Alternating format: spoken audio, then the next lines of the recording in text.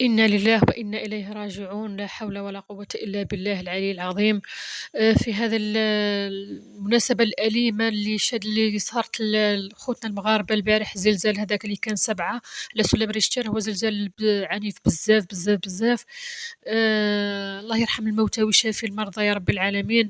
ربي يلطف بكم وبينا وبكل أمة محمد، لا إله إلا الله محمد رسول الله. شو نقول لكم، والله انا شفت الفيديوهات البارح والفوطوات هذوكا. ما عرفتش، والله ما عرفتش نقول لكم، راني من قوه الستريس ومن قوه الحزن هذاك والخوف، قسما بالله راني ندخل ونخرج في الهضره. ربي يرحمهم ان شاء الله، اللي ماتوا اللي راهم مصابين ربي يشافيهم، اللي راهم تحت الانقاض ان شاء الله يلقاهم بخير يا ربي.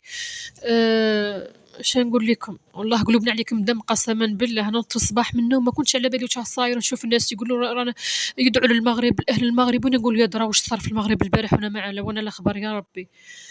انا دخلت اليوتيوب والفيسبوك، فتحت التلفزيون نشوف الاخبار ويقولوا زلزال في المغرب وفيه الموت.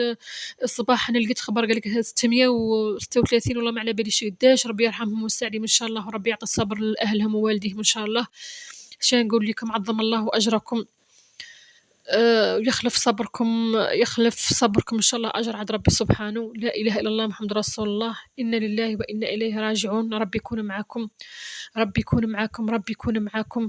إحنا خوتكم الجزائريين وقسما بالله كنحبكم بالقلب، وهذيك الخلافات ما في ضربة كيما هذه نحن ننساو كل شيء، ننساو كل شيء. ما كرهناش نكونوا عندكم نعاونوكم. بالشي اللي قدرنا عليه، قسما بالله بالشي اللي قدرنا عليه سيدي ربي. ما واش راح نقول لكم، حنا دوك الحاجه اللي نقدروا عليها ندعو لكم ربي ان شاء الله يلطف بكم بأمة محمد. ربي يكون معاكم ان شاء الله، لا اله الا الله محمد رسول الله. عظم الله اجركم خوتنا المغاربه، قلوبنا معاكم، لا اله الا